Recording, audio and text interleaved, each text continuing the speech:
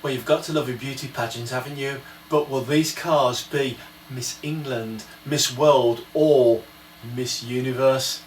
Hello, welcome back to the circuit. My name is Mark and this is Slot Track Racer.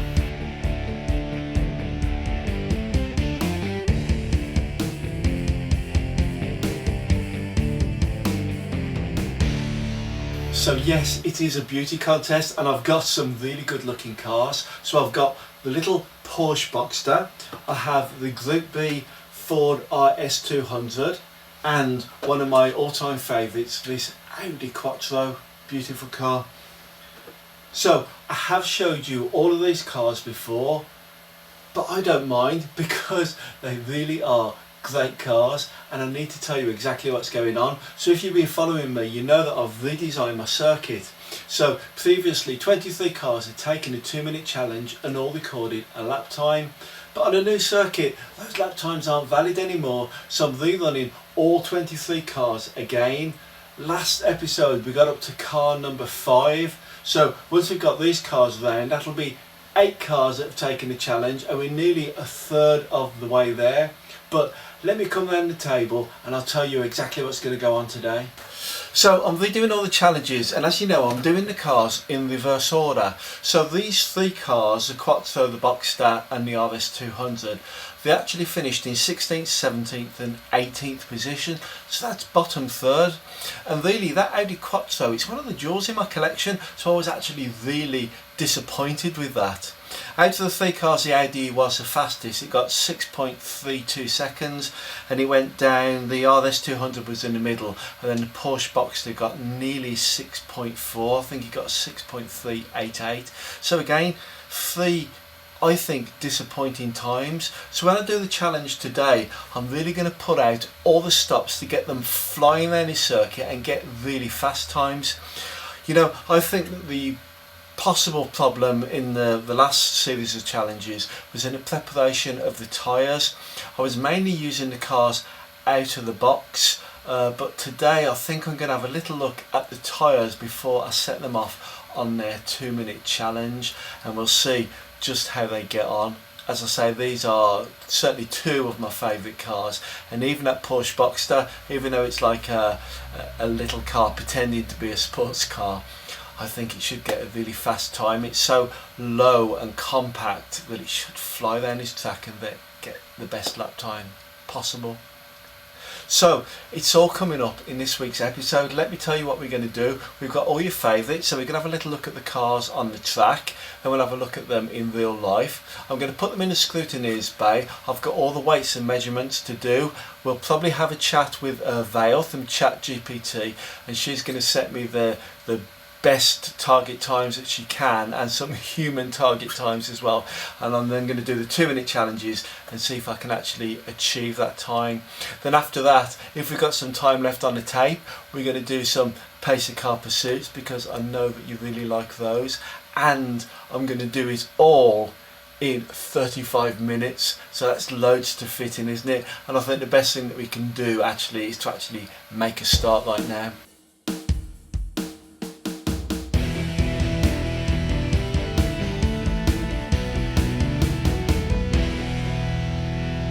We're only a short way into the video, but if you've enjoyed it so far, I can promise you that it's going to get better. So why don't you click on the like button and the subscribe button right now, and then you won't forget later on, will you?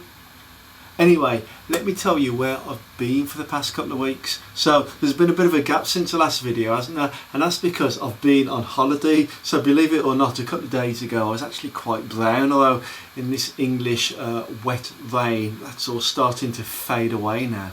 But that's been a little bit of a gap between videos. So let me quickly bring you up to date with what's been happening on the track. So in our last episode I introduced you to this landmark building which at the moment is called the Leaning Tower of Cardboard. Unfortunately I haven't actually done much more work on this building, and I'm not disheartened with it, but there's a lot of compromises going on. So when you decide to do a building like this, you start off thinking it's going to be absolutely perfect, and then you make a little mistake and you think, well, that's okay, I can cover it up. But then you make another mistake and you think, okay, well, I can still cover that one up as well. And then another mistake, and another mistake, and in the end you're looking at a whole series of compromises, and that's where I am with this building. So although it's standing and the scale's not right, but I'm not worried about that, but there's a lot of compromises going on, little mistakes that I've made that I'm not too happy about. So I might press on and finish it, but what I might do is get some more of the cardboard rolls and maybe have another go. I'll see. But I'm actually quite pleased with this little area of the circuit, and I think I'm almost ready to declare it finished. So you can see that I've built this brick wall at the back there, and now I've used foam board, and I marked the bricks out with the end of a pencil and a ruler, and then picked them all out in a different colour, and then marked the mortar course in with a sort of browny umber type acrylic paint. I've put up some UB40 posters there, so they will set the date very firmly for this circuit. I haven't revealed where the circuit is yet, but you might be able to guess the time frame because UB40 was popular at the time. Also, I recall the city in my youth, and it used to be absolutely plastered with gig posters. So that's why I chose some gig posters there. One I've torn in half and put it on the ground there, so it's been ripped off and fallen down, because all those gig posters used to be up for months, didn't they, and they used to get absolutely battered by the weather and ripped. I've then completed the scene with this tyre wall. So the tyres came from the son-in-law. He's 3D printed them, and I've actually put a black wash on to weather them down, and I think that looks quite realistic. I've made some curbs out of some cardboard there.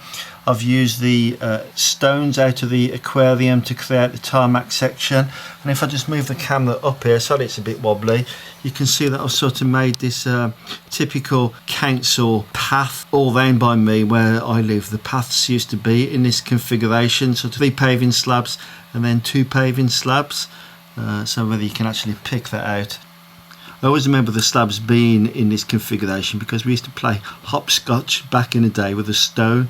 I've also put those paving slabs on the outside of the curve, and I've also used a bit of artificial grass there, although it's an absolutely tiny little piece, but I just wanted to cut a bit out really and see how it worked and how I could use it, so that's why that's there. The crowd scene at the back, I printed that out some time ago, and I don't know why, but it's actually faded in my garage. It never sees the sunshine, so I don't know why it's faded, but it has, so I may have to redo that at some stage in the future. But it's not come out too bad, and as the cars come off the starting line, they now have this first corner to drive around with the tyre wall and the crowd in the background and this retaining wall just there, so I'm pleased with that. Well, it's okay having a beautiful first corner, isn't it? But what we really want to see is some first corner action. So why don't we have a look at today's cars? So in today's 2-minute challenges, we've got the Porsche Boxster, we have the Audi Quattro, that's the one my money's on, I love that car, and of course the RS200, the Ford, 2 Group B cars, and a sort of just a road car. I've done formal reviews on the Audi Quattro and the Ford RS200 in the past. If you really do want to sort through my back catalogue, you can find those reviews probably in my earlier days, so the quality I'm not going to guarantee it for you. I've never done a review on the Porsche Boxster, but it's just a little super resistant Scalextric car with some pimped up stickers that I've made myself, so I'm not going to do a formal review on that. It looks quite nice, and so my memories of it always when I used to race on the carpet was how fast it used to go, because it's so low centre of gravity, small, compact. It used to seem to really fly, but so when I did the 2-minute challenge on the old circuit layout, it only got 6.388 seconds, which seemed slow at the time. I thought it was going to be top performing car, and it just wasn't. So those are the three cars. What I am going to do is put them into the Scrutineers Bay, and we can have a look at the weights and the measurements. We'll have a chat with Vale from ChatGPT, see what insights she can offer about the cars. But while I set up the Scrutineers Bay, let's have a look at the cars in real life. In the 1980s, this was Audi's monster, the Sport Quattro E2. Shorter, wider, angrier than anything before it. A 2.1 litre turbo 5-cylinder that spat out over 500 horsepower, usually sideways. It had four-wheel drive when everyone else still believed in rear-wheel dreams, and it turned gravel into fireworks. So quick, it could bend physics, and sometimes the laws of common sense. The Audi Sport Quattro E2, part rally car, part guided missile, and wholly terrifying. Ford's RS200. A car that was never really a car, more a regulations loophole with added headlines. Ford's creation pretended to be a production model with all the subtlety of a chainsaw in a church. The mid-engine turbo rocket ship could out-accelerate a Ferrari with styling like a GCSE art project. It was raw, ridiculous, and completely unnecessary, which of course made it perfect. The Boxster. For when you want a Porsche on your drive, but your bank balance says no. For when you want everyone to think you own a 911, from a distance, in fog. It's the Porsche that proudly declares, "I've made it." Nearly. Mid-engines, beautifully balanced and powered by an engine that sounds fantastic. If two-stroke is your thing. The Porsche Boxster. All the prestige, half the cylinders, and none of the heritage. So there is a Porsche in the Scrutineers Bay. I have previously showed you the other two cars, so we'll concentrate on the Porsche just for now. It really is a very simple car. It's just a simple super resistant car from Scalextric. The body is attached to the chassis with 4 screws, which I've removed, so I'll just take those off. If I just show you the chassis. It's an inline motor. It's got the standard nylon gear train with the 9 to 27 teeth arrangement. The digital chip is perhaps the most interesting because this is a factory fitted one. So when Scalextric first produced digital cars, they didn't do the chip that you fitted yourself, the digital plug ready cars. Basically you had to buy a digital version, and that's what this car is. As I've mentioned before, I did used to have an analog version of this car when I first came back into the hobby, and when I went digital I actually replaced it for a digital version. So there you are, very simple. The wiring is quite neat, I guess, but not much to see in there. The body, very simple, no factory fitted lights. The wing mirrors are moulded on. The windscreen wipers are moulded into the windscreen glass. The stickers on the body I have actually made myself, so they're not too bad a job. Made the car look a little bit more cheerful than what it was as a factory version. So I'll bring the other two cars in now and we'll have a look at the weights and measurements, and then we'll get in touch with Vale at ChatGPT and we'll see if she can predict the performance of these cars. Hi Vale, thanks for joining me on Slot Track Racer. How are you? I'm doing great, Mark. Always a pleasure to be here and chat about these amazing cars. Let's dive into the challenge. Okay, so today we're looking at 3 cars that are going to take the 2-minute challenge. We've got the Audi Quattro, the Ford RS200 and the Porsche Boxster.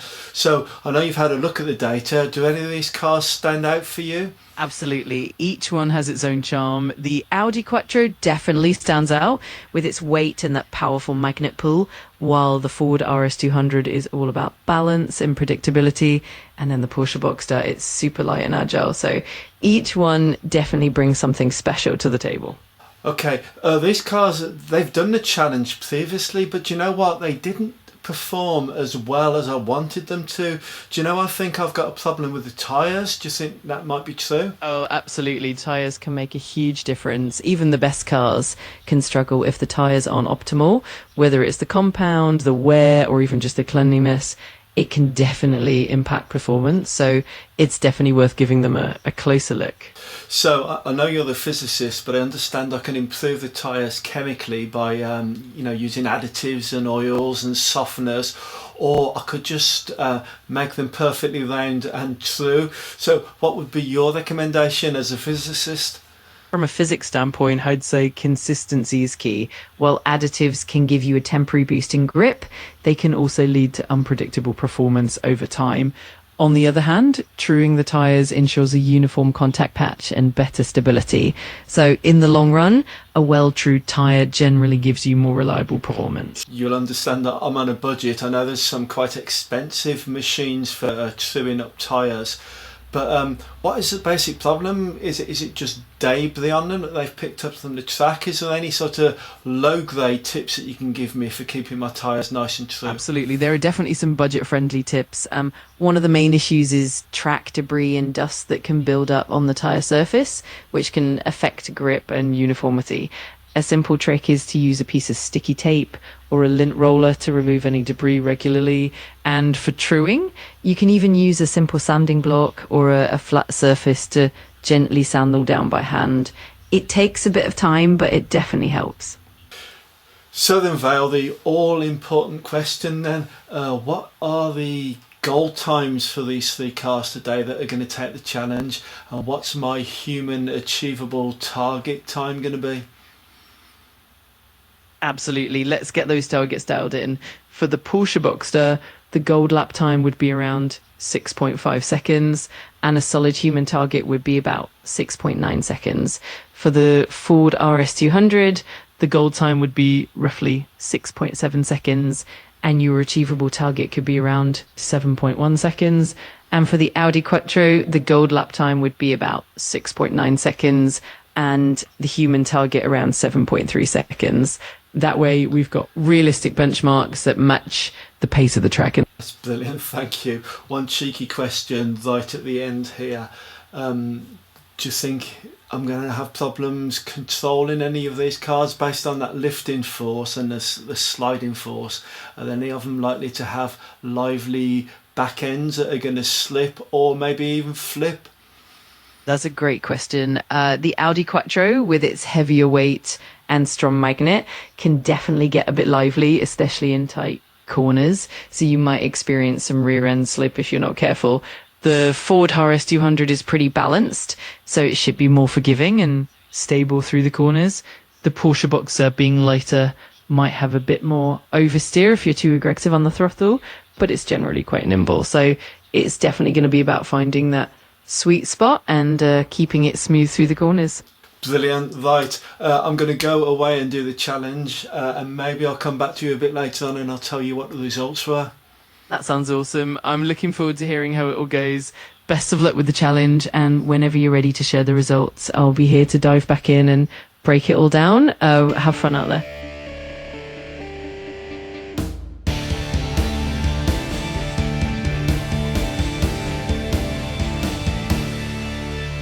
Well, we've looked at the cars and we've talked about the cars. Now it's time to see what the cars can do. So I've got 6 fantastic pieces of track action coming up, and it's time to hand over to our race commentator, Mark Comentry, to describe the action. Well, thank you, Mark. And just to confirm, we do have 6 absolutely incredible pieces of track action coming right up. We're starting off with the Porsche Boxster 2-minute challenge. Here's Vale's predicted times. So 6.5 is the theoretical best, but she's given us a target of 6.9 seconds. And to remind you that on its last outing, the Porsche Boxster scored 6.388. So off we go, we are racing, coming down for lap 1. And that's a 7.310, so quite a steady start. This Porsche Boxster is very light, the centre of gravity is right down low on the track, so we really are looking for them to get some good times today. And it's already posted a 6.130 on lap 3, so the signs are good. 6.302 for lap 5. And lap 6 there, 6.178. So it's looking good on the track. I do think it's having a problem coming down this corner here, the radius one underneath that bridge.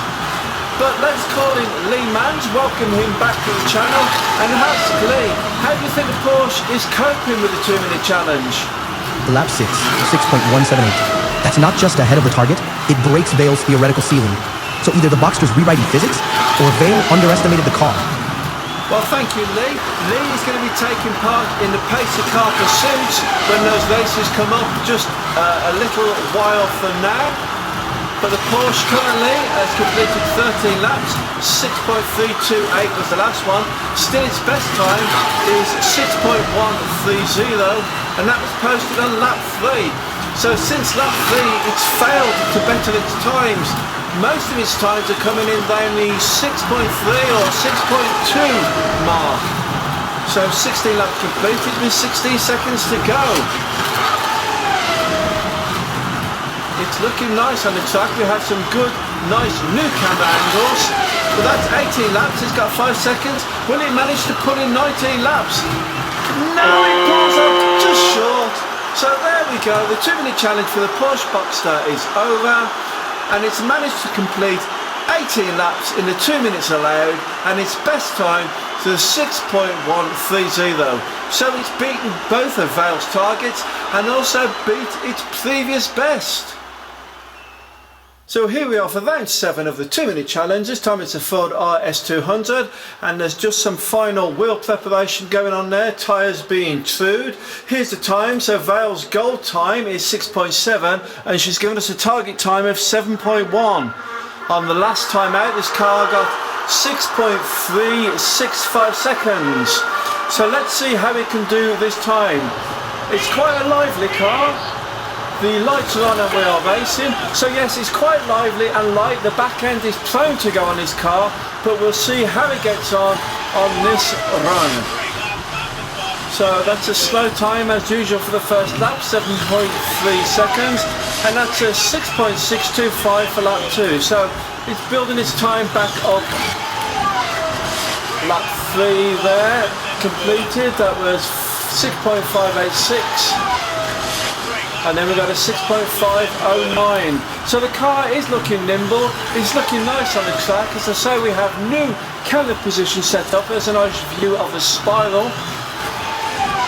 We're down to 1 minute 17 seconds remaining in the challenge. We're going to call in Di Toner in a minute. She will also be driving one of the pace cars in later this afternoon. So Di, how are you making the performance of the RS200 so far? Oh, it's looking sharp. The Ford RS200 is showing impressive pace. It's clocking in some competitive lap times. If it keeps this up, it could be a strong contender. Thank you, Di. We're looking forward to seeing you on the track this afternoon. So here we are. So we've completed 11 laps. We've got 42 seconds left of the challenge. The fastest time so far is 6.372 seconds. That's 13 laps completed, 6.868. Only 27 seconds remain. That's lap 14, 6.749. We do see the back end of this RS200 flip out. I've seen it several times now as it comes underneath this corner. This is 6.998 for the last lap, and we've coming up lap 17 completed. It's only got 4 seconds. I don't think it's going to complete a lap 18. It will come down well short of lap 18. So here is the final results for the RS200.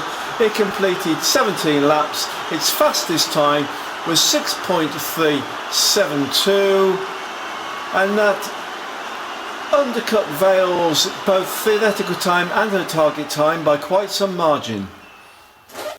And so here we are for round 8 of the 2-minute challenge. This time it is the Audi Quattro, and let's have a look at Vale's predicted time. So her goal time is 6.9 and the target time is 7.3. Now, to be honest, that's quite a low bar. We should be able to exceed that relatively easily. So the Quattro sitting on the starting grid there. The lights are all on. Lights go out and we are racing. So let's have a look how this Quattro performs. Coming down the spiral, through the tunnel, that's lap 1 completed. That's quite a slow one. That's 7.995. Lap 2 there is 6.734. It's a heavy car, this one, the heaviest car that we've got going this afternoon.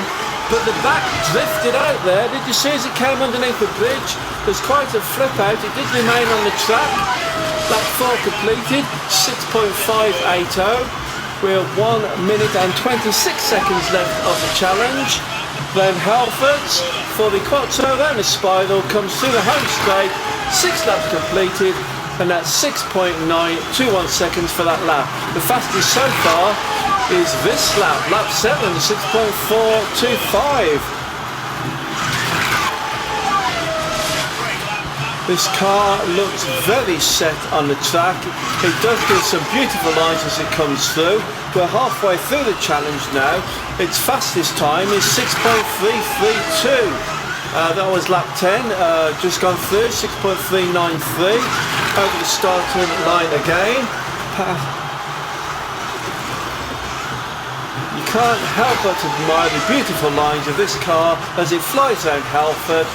Comes down to complete its 13th lap, 6.558. Still the fastest is 6.332 seconds. Another flip out at the back there. This car's really drifting as it comes through that radius 1 corner. 15 laps completed, that's 6.668 seconds for that lap. And a 6.449, so it still hasn't beaten its fastest lap of 6.332. Although that's way under Vale's target time. It's exceeded Vale's target time by many laps. And it finishes on 17 laps. It couldn't quite hit 18. So let's have a look at the final scores here. So 17 laps completed and its fastest lap time was 6.332 seconds, which, if you look at the target time, is a whole second faster than Vale's target.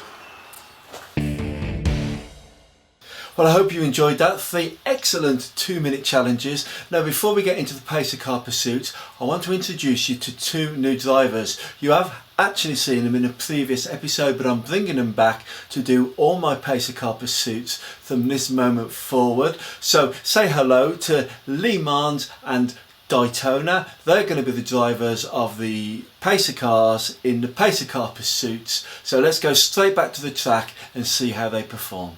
Well, hello and welcome back to the circuit. My name's Mark Comentry. So what we're looking at the moment is a bit of an unusual angle for one of our cameras.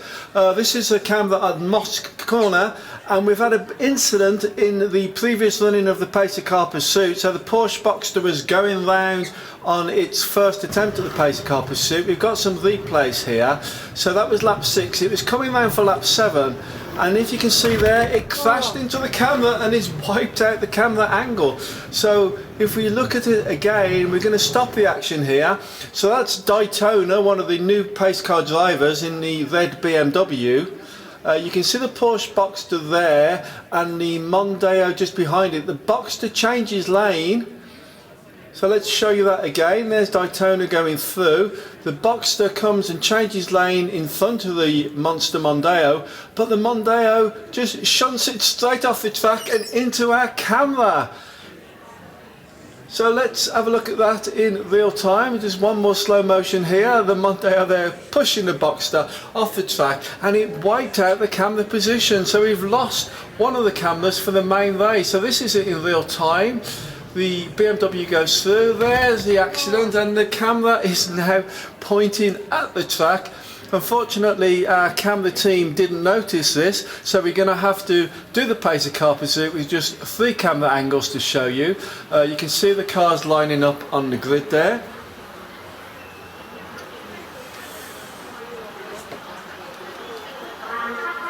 The fanfare goes, bringing excitement to the track. So let's see how the Porsche Boxster gets on in its pacer car pursuit. So we're off, and it's the monster Mondeo driven by Manz, but the Di Toner in the red BMW has come back, but they're neck and neck. You can't tell them apart. If we look, those two cars are out in front, but the lead keeps changing hands. It's Daytona in the red car, Lee Manz in the white car, but as you can see, the lead keeps changing. We're 4 laps into the race and there's no more than a cigarette paper between these two cars. Daytona goes over the line there. Lee Manz takes it back as it comes down the spiral, and looks like Daytona's building a lead as she finally got the measure of Lee Manz. Yeah, she's over the line again, 7 laps completed, but Lee Manz comes through there on Halfords. Let's see what happens as they come through the line. It's Daytona. Daytona was on the line there. 8 laps completed. See what happens this time. Lee Manz went into the lead, and it's the last lap. Lee Manz is leading the race now. The Porsche Boxster comes in a poor third. What a race. There was no more than a cigarette paper between all 3 cars.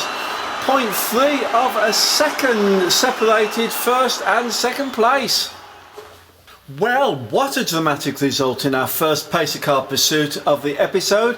Here we are with the second pacer car pursuit today. This time it's a Ford RS200. If you have a look at the grid, going off on first position is Lee Manz in the Ford Mondeo. Daytona is second place on the grid in the red BMW, and Mark Rossi in the Ford RS200 is third on the grid. So we're waiting for the lights. Lights are out and we are racing, so let's see if this race matches up. Coming out for the first lap, and it looks like Lee Manz takes the first lap from Daytona. The RS200 is quite a way behind there. Coming around for the end of lap 3, and it's still Lee Manz is leading. Daytona in the red BMW is second. This looks like a commanding performance by Lee Manz. There's quite some distance opening up between all 3 cars. The RS200 is a long way behind in third at the moment. Is the RS200 starting to close on Daytona? I think it is. Lee Manz has got a big lead at the front, but the action is all at the back. And the RS200 has gone through into second position. Can he hold on to this? There's Lee Manz going through on the last lap, and RS200 has second position. Let's see how they come over the line. Yes! So Lee Manz takes it in the Monster Mondeo. The Ford RS200 was in second. Daytona in the red BMW is third. And this time it was 1.4 seconds between the first car and the second, but only 0.3 of a second between Mark Rossi and Daytona. Well, I can't believe the racing that we brought you so far this afternoon. So here is a third pacer car pursuit, and this time it's the Audi Quattro. So pole position Lee Manz in the Ford Mondeo, Daytona going off in second in the BMW, and Mark Rossi is driving the Audi Quattro. It's third place on the grid. Let's see if it can get through the traffic and if it can have a just as exciting race as the previous 2. Lights are out and we are racing. All the cars are close, it's very bunched up. Coming over the first line, and that was Daytona, took the first lap. It's very close still, coming through for lap 2. And that was Lee Manz took lap 2. These cars are so close. There's a lot of buffeting going on, there's plenty of contact from the Audi Quattro. The Quattro can't get through because of the traffic on the track, but the cars are so close. You can hear the contact as they keep bumping into each other. They're still so close. I can't see who can win this race. It's Daytona at the moment, but Lee Manz takes it on Halfords. Daytona comes back. What happens on the line is Daytona. Daytona's building a lead by the looks of it. The Audi Quattro seems to be in second position, and he's swapped lanes, and he's taking Daytona on the last lap. Is coming around, he's through the thing and he takes the win. The Audi Quattro takes the win. What a race. He took it on the last lap. He flipped lanes in front of the Ford Mondeo, and he managed to catch up with Di Toner and take the lead. Let's have a look at it in slow motion. Let's have a look at this race. So this is lap 8. The cars are really bunched up. Di Toner's in the lead. She comes through. We start the last lap. It's still Di Toner leading. But watch as the Audi Quattro flips lanes there and gets in front of the Ford Mondeo. So let's watch it again. Here's a move. He flips in front of the Ford Mondeo, and this is where the Porsche Boxster got pushed off the track in the previous race. He then comes down the Quattro, takes Di Toner on the bridge. He comes down the spiral in the lead, leading up to the start-finish line, and there he goes. The Audi Quattro takes the win. What an incredible set of pacer car pursuits.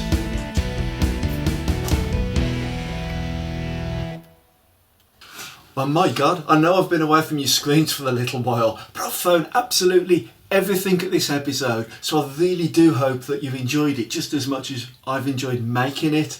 So let's go through what's happened. Those pacer car pursuits, I think that's the best racing I've ever done. The last race, the Audi Quattro, how tight was that? And that manoeuvre, I don't know how I got in front of that Ford Mondeo without it slamming into the back of me and pushing me off the track. It's amazing. I've really enjoyed it. I've also brought Vale to life. She now moves. How good is that? And we've got 2 new pacer car drivers with real personalities. We're going to start getting into the personality of those 2 pacer car drivers, Manz and Di Toner, and we're going to start building a narrative around them, and we'll get to understand them and get to understand their rivalry. So there's loads more to come on this channel, so do always stay watching right to the end. It's really important to me. Let's have a quick look at the 2-minute challenge leaderboard. So today's rounds were 6, 7 and 8, and as you can see, round 6 the Porsche Boxster has gone straight in at number 1. It's the only car that's completed 18 laps out of the whole bunch. Its fastest lap time now is 6.130. The Quattro did 17 laps with 6.332. that's put it in second place, and the Ford RS200 goes in 3rd place with 6.372 seconds, completed 17 laps. So the new 2-minute challenge leaderboard is taking shape quite nicely. 2 more rounds and we can do our first Shelf of Champions on the new series. To save time in the next episode, I think I'm only going to do 2 cars, so I'll do 2 cars to make up the 10, and then we can do our Shelf of Champions. But I'm also working on a point system for the pacer car pursuit, because as I say, we've animated those drivers, we've given them personalities. What I want to do now is bring the sequence to life with awarded points after each race, and then we can build up a rivalry and see which one of the 3 drivers that take part in the pacer car pursuits is the best one. But I really do need your help to build my channel up. That last episode I put out, it just hardly got any views or likes or comments or anything. So if you've enjoyed this one, make sure you smash on the like button, give me the old thumbs up, and if it's the first time that you found me, or you found me before and you haven't subscribed already, well then click on the subscribe button. It doesn't cost you anything, and it just helps me build my channel more and more, and I'll bring you more and more great content just like this one. Comments, I always want to hear your comments. I think I got 9 on the last episode, and it's the same guys, so I'm building up a lovely relationship with a couple of the guys. Make comments every single time on every episode, but let's see what the rest of you have got to say about my content. Tell me where I'm going right, tell me where I'm going wrong. That'll really help me make the channel better and better. But that's it. I promised you 35 minutes. I've probably come in around about 36 or 37, so I haven't done too bad. So I think I best cut it short there and make this the last thing that I'm going to say. So, bringing the episode to a close. If I don't see you through next week, I'm definitely going to see you around the circuit. Okay, so bye bye. See you next time.